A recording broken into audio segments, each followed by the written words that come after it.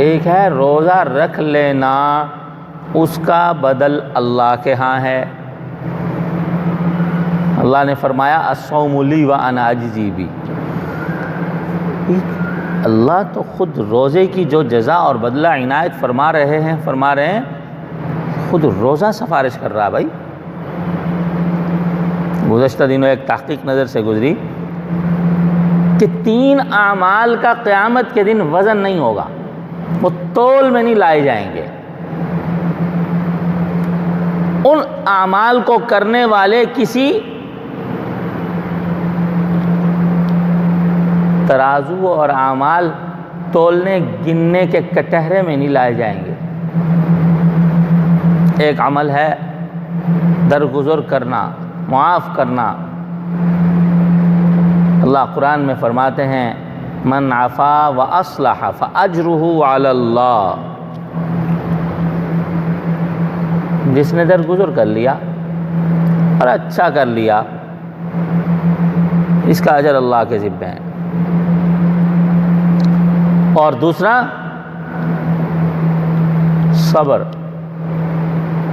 صبر، جو آدمی اپنے حقوق لینے میں صبر کر لیتا ہے، چپ کر جاتا ہے، جھگڑا اور مقابلہ نہیں کرتا، اللہ فرماتے ہیں انما یوفی الصابرون اجرہم بغیر حساب، صبر کرنے والے بے حساب پھر اجر دیے جائیں گے، تولے بغیر۔ تول ناپ وزن میں تو حساب ہوتا ہے نا، تو یہ صبر کا اجر جب بے حساب ہے تو ان کو وزن اعمال کے کٹہرے میں آنے کی ضرورت ہی نہیں ہے صابرین کو۔ اور تیسری چیز ہے روزہ، کہ اللہ فرماتے ہیں الصوم لی وانا اجزی بہ، تو بادشاہ تول گن کے دیتے ہیں، یہ تو بادشاہوں کے بادشاہ جب اجر دینے پر آئیں گے تو سبحان اللہ۔ 3 اعمال کرنے والے لوگ وہ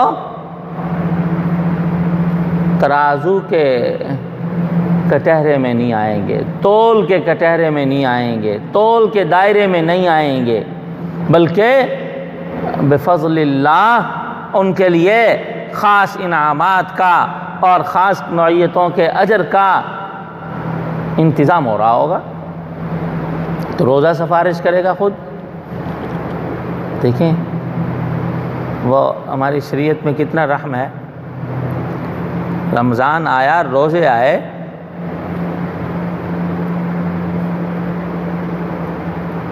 تو دن کو تو روزہ شہوتوں سے روکتا ہے، رات کو نہیں روکتا۔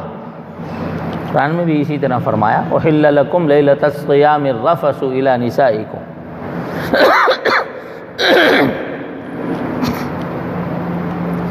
اور قرآن کہے گا میں نے اس کو رات کو نیند سے روکا۔ محققین نے کہا ہے یہ قرآن جو ہے تہجد میں پڑھا جانے والا قرآن ہے۔ قرآن کریم میں بھی اسی شوق میں قرآن کا لفظ آیا ہے اقم الصلاۃ لدلوک الشمس الی غسق اللیل وقرآن الفجر، فجر کا قرآن، تو فجر کا قرآن قریب من الفجر کا قرآن ہے۔ تو گویا رات کو جن کو تہجد میں تھوڑا یا زیادہ قرآن پڑھنا نصیب ہو جاتا ہے، آج کل تو 2 رکعت کون سی مشکل ہے، قل واللہ 2 رکعتوں میں کون سی مشکل ہے، اٹھنا ہی ہوتا ہے۔ اور عام ایام میں اگر کوئی بندہ عادت بنا لے کہ سونے سے پہلے تہجد کی 2 رکعت پڑھ لے، ارے اتنا نہیں کر سکتا، عشاء کے بعد وتر کے ساتھ 2 رکعت پڑھ لے بندہ، 4 رکعت پڑھ لے، 12 کی توفیق و 12 پڑھ لے، لیکن کم از کم 2 رکعت کی صلاحیت کس میں نہیں، 2 رکعت کا وقت کس کے پاس نہیں۔ اس وقت کا پڑھا جانے والا قرآن اب قرآن سفارش کرے گا، اب قرآن سفارش کرے گا، پروردگار رات کو میں نے اس کو نیند سے روک دیا تھا، اور اس کے بارے میں میری سفارش قبول کر لو تو قرآن کی بھی سفارش قبول کر لی جائے گی اور روزے کی بھی سفارش قبول کر لی جائے گی۔ بجا طور پر خوش نصیب ہیں وہ لوگ جن کی سفارش حافظ قرآن کریں گے، جن کی سفارش علماء دین کریں گے، جن کی سفارش قیامت والے دن انبیاء کریں گے، جن کی سفارش شہداء صالحین کریں گے، وہ خوش نصیب ہیں۔ بھلا یہ مسلمان کوئی کم خوش نصیب ہیں جن کی سفارش قرآن اور روزہ کر رہے ہوں؟ کس قدر خوش نصیب ہوں گے وہ مسلمان کہ جن کی سفارشیں اللہ کا کلام کر رہا ہو، اللہ جل شانہ کی جانب سے طے کیے ہوئے فرائض ان کی سفارش کر رہے ہوں۔ جیسے بندہ کہیں سفر پہ جا رہا ہو نا، کسی کے تعلق دار ہو تو اس سے کوئی چٹ لکھوا لیتا ہے اور کوئی نمبر لے لیتا ہے، یار آپ بھی کال کر لینا، ہو سکتا ہے مجھے ضرورت تو نہیں ہے لیکن ہو سکتا ہے ضرورت پڑ جائے، تو ذرا آپشن تو ہونا چاہیے نا کہ وہاں ہم کسی سے مل سکیں، بات کر سکیں کوئی وقت ضرورت۔ ارے اور کچھ نہیں تو کبھی کبھی تو کوئی تہجد پڑھ لینی چاہیے کہ وہ سفارشی چٹ جیب میں ہو۔ وہ قرآن تھوڑی ان کی صرف سفارش کرے گا جن نے ساری زندگی تہجد پڑھا ہوگا،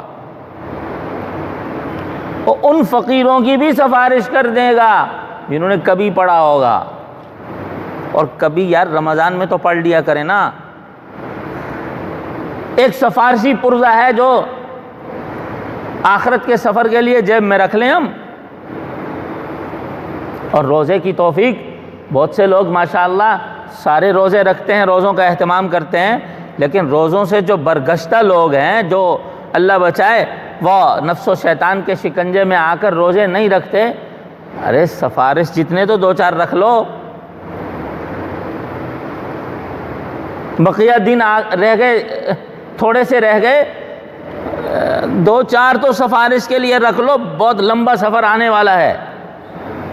تو روزہ جہاں اپنے ان روزے داروں کی سفارش کرے گا جنہوں نے کبھی بھی روزہ نہیں چھوڑا ہوگا، ارے جنہوں نے کبھی رکھ لیا ہوگا ان کی بھی کر لے گا سفارش۔ یہ نہیں کہہ رہا کہ چھوڑ دو، روزہ تو روزہ ہے، اس کے ترک پر بڑی وعیدیں ہیں، اور روزہ کا بلا وجہ چھوڑنا گناہ کبیرہ ہے، اور روزہ رکھ کر اس کو توڑ دینا اس پر زبردست سزا اور کفارہ ہے، گناہ گار ہوتا ہے بندہ۔ لیکن دیکھیں سفارشوں پہ جب سفارشیں آ جاتی ہیں نا تو بہت سارے لوگ پیچھے رہ جاتے ہیں، بہت ساری چیزوں پر پانی پھرا جا رہا ہوتا ہے، نہ صلاحیت رکھنے والے بھی صلاحیت والوں کی لائن میں جا رہے ہوتے ہیں۔ یہ سفارش کا مرحلہ ہے جناب، یہاں میرٹ کی بات نہیں ہو رہی، سفارش پہ کیا کچھ نہیں چلتا، تو یہ ان کی دربار میں سفارش چل جانی ہے۔ سبحان اللہ، روزہ سفارش کرے گا، خود اللہ جل شانہ کا طے کیا ہوا جو فرض ہے وہ خود سفارش کر دے گا، قرآن کریم جو خود اللہ کا پاک کلام ہے وہ خود سفارش کر دے گا۔